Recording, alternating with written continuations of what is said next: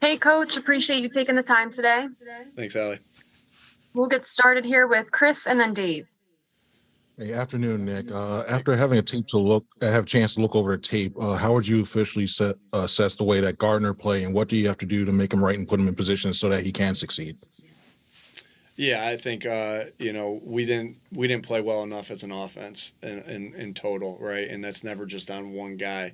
We didn't coach well enough. We didn't put the guys in good enough positions to make plays. When you score 10 points, there's a lot of blame to go around, and it starts with me. And we didn't put the guys in good enough spots to help them make plays. And we got to do a better job of that. Gardner played a fantastic game, in my opinion, against the Cowboys. Up to his standard. It probably, and if you ask him, he's probably going to say he wanted a lot of plays back in this game. But again, we got to help him be in a better spot to make plays. And I'll take responsibility for the interception. We came back to a play that we had run earlier in the game, and they recognized it, and they made a play off of it. And so, we gave them a recognizable formation, and they made a play off of it, and and we put them in a tough spot right there. And I think, that's a major, obviously that's a major turning point in what people envision Gardner's game being. They'll put a lot of that on that play, but I'm accepting responsibility for that play. That's on me, and we put him in a tough spot right there. We'll go to Dave and then Tim. Hey, Nick, if I can, I actually want to go back to that pick six. A.J. Brown was on social media today defending his effort on the play. He explained that it was, given that look, his route became dead. So wondering what his responsibility on that play was, and if you were pleased and content with the level of effort.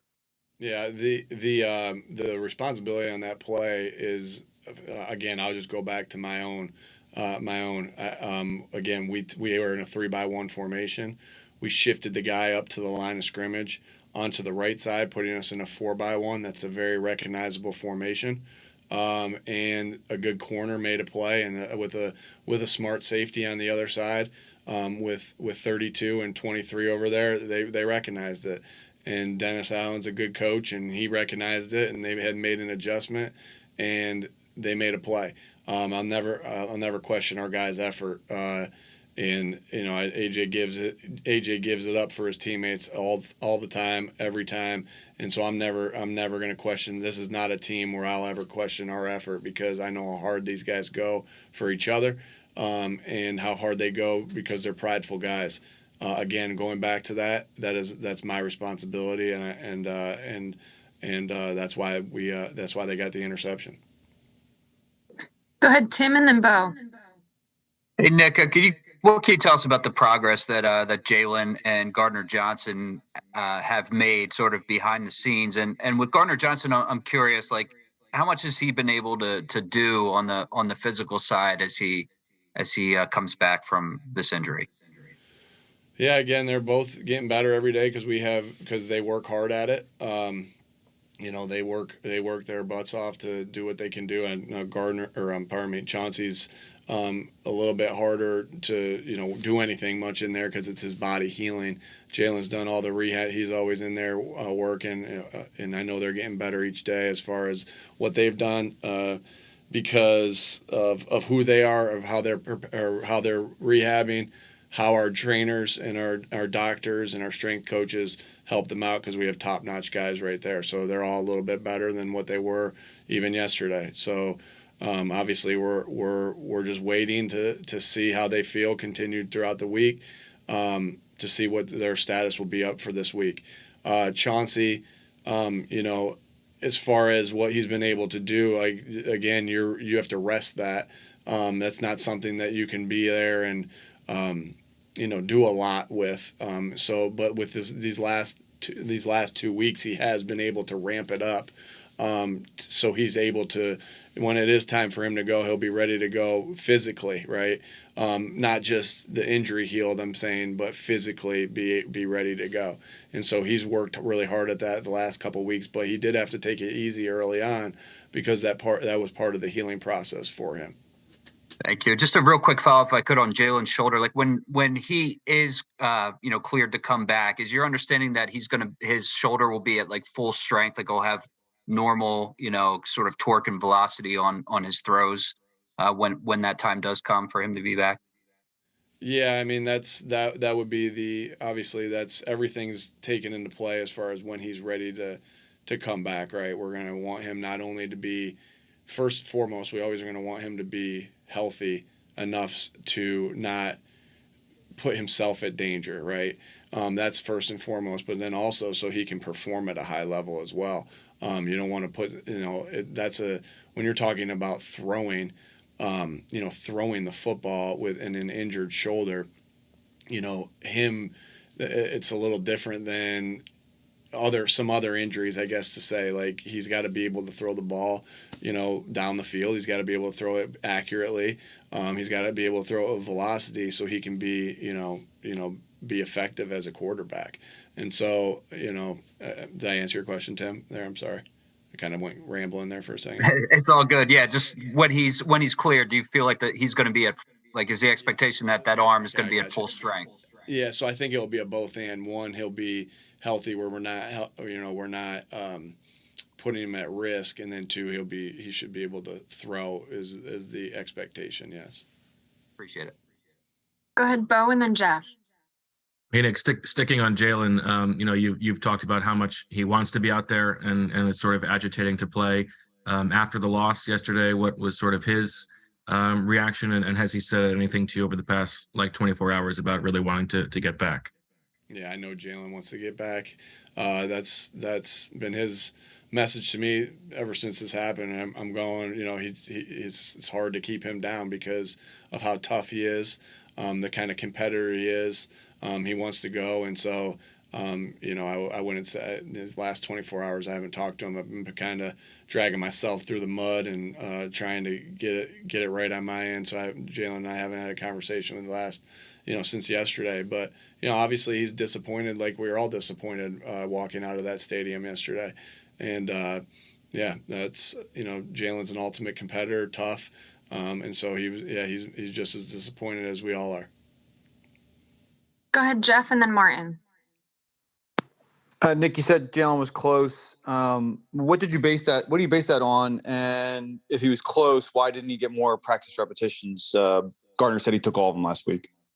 Yeah, I guess we played that pretty right then for Gardner to get all the reps since he's the one who played. So he was close. I based that off of what the doctors and what Jalen's telling me is essentially really just it. I mean, I'm listening to all the people that give me the information on those particular things, and that's where we were saying that obviously he got to be able to go out there and practice an individual, which is obviously closer than what he was the week before.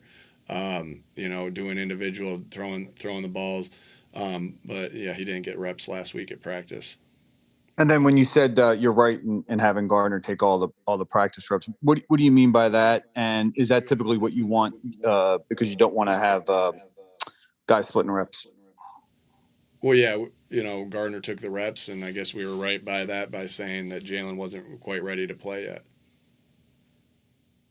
Go ahead, Martin, and then Rube.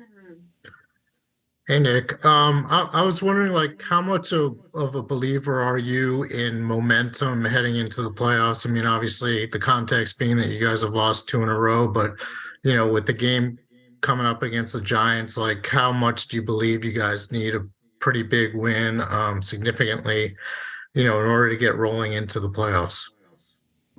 Yeah, I just want to make sure we're improving, right? We're improving. So as a football team. And, thought the defense played a really good game yesterday. Thought the offense played a good game the week before.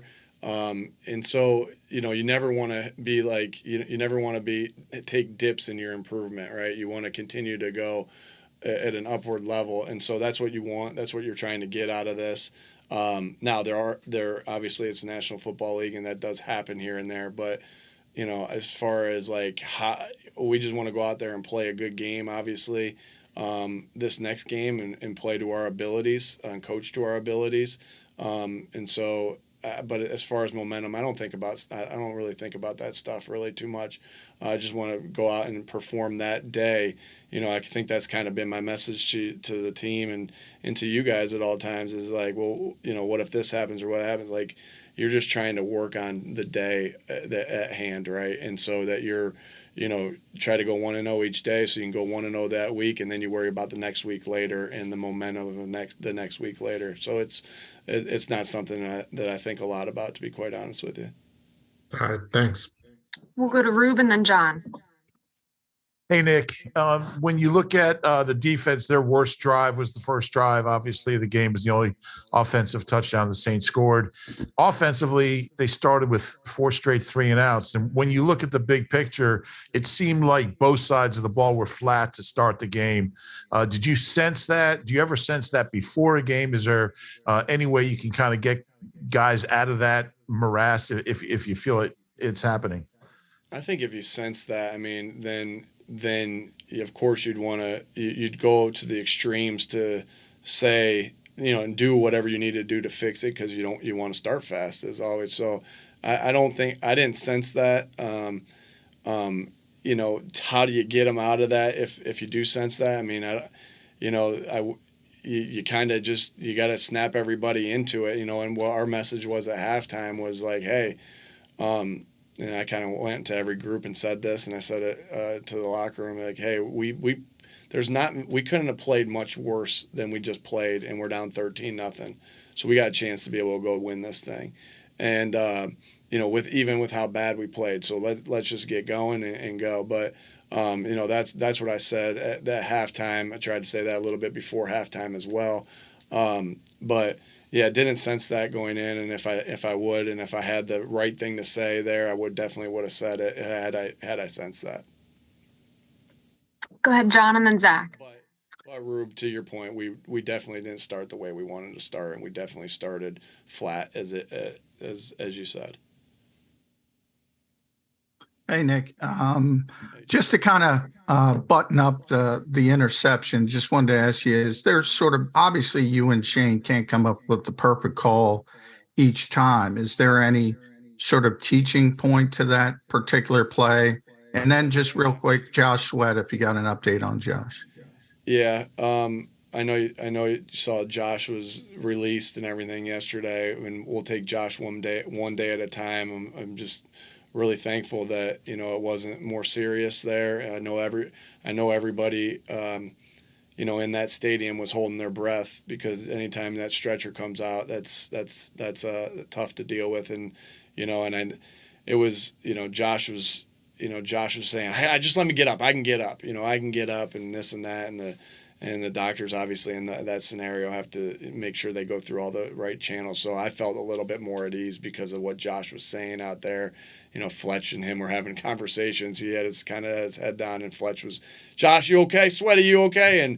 And Sweaty was, they were talking back and forth, which, really put me in a calmer state of just the conversation. And I share that because of how good of a leader Fletch is, and the relationship that they have together was really cool to see, while Josh was laying in a situation where obviously no player wants to be in, and you could just see that he was there for him. And anyway, and then your first part of that question was the interception. Tell me that again. I'm sorry. Sort of the teaching point, because obviously you and Shane can't come up with a great play. Yeah. So. Yeah, John, and as Shane and I watched it together this morning, and as we watched it as a staff, we just kind of said to each other, hey, this is too recognizable of a formation to come back to. And if we do come back to that, a recognizable formation like that, we need to do something else potentially off of it. And so, and that's what we said to ourselves. And we, like we said, it's like, hey, this is on us, just like what I said. Just like what I said to you guys, and the accountability, that's where accountability starts. Accountability doesn't start by us as coaches as saying to the players, this is what you have to do better. It's part of it, but accountability is everybody looking in the mirror and saying, I screwed this up or I screwed that up.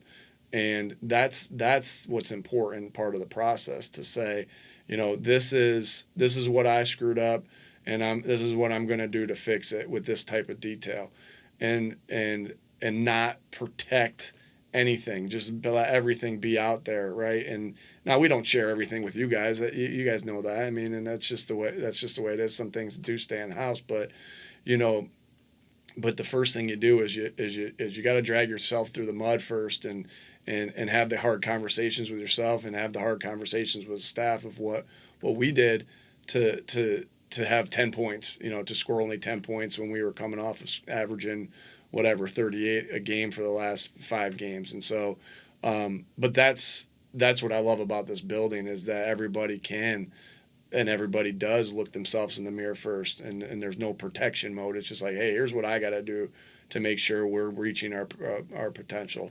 And so that's really was I let you in on all that conversation. That's really what it was.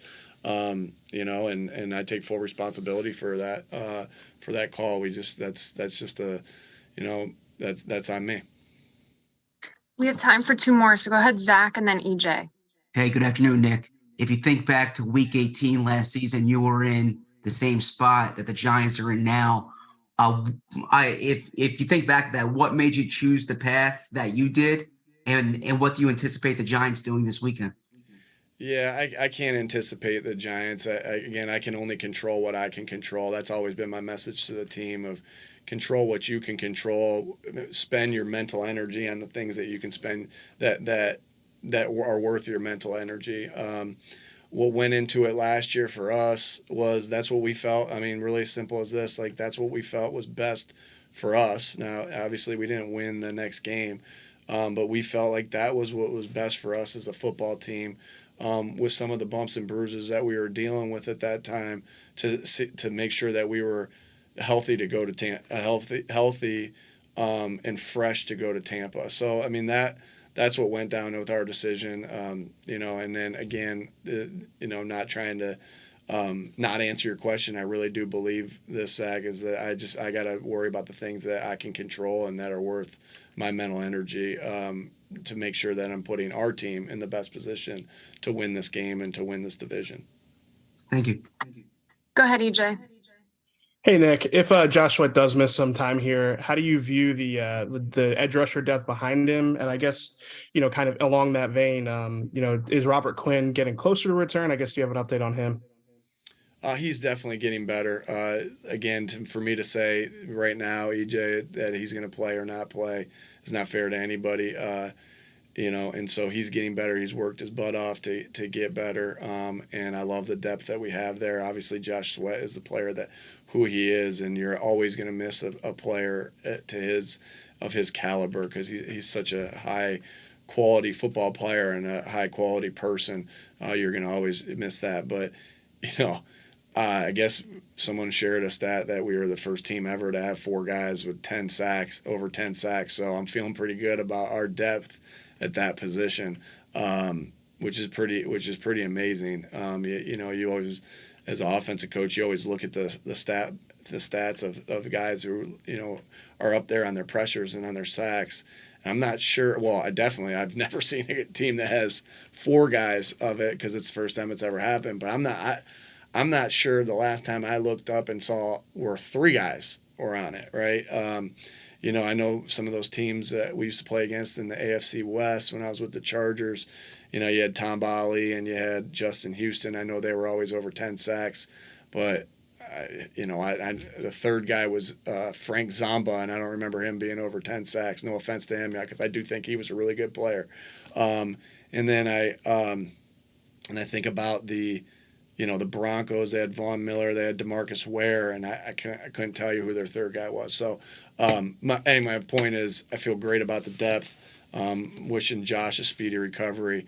But our defensive line has done a phenomenal job. Great job by our defensive coaches, Coach Walsh, Coach Rock, Coach Scudder, and obviously Coach Gannon, just putting those guys in positions to succeed, and then those guys going out there and just executing at a very, very high level. That's something that no one's ever done before, and that's special. Thanks for the time, Coach. Thanks. We'll see everybody Wednesday.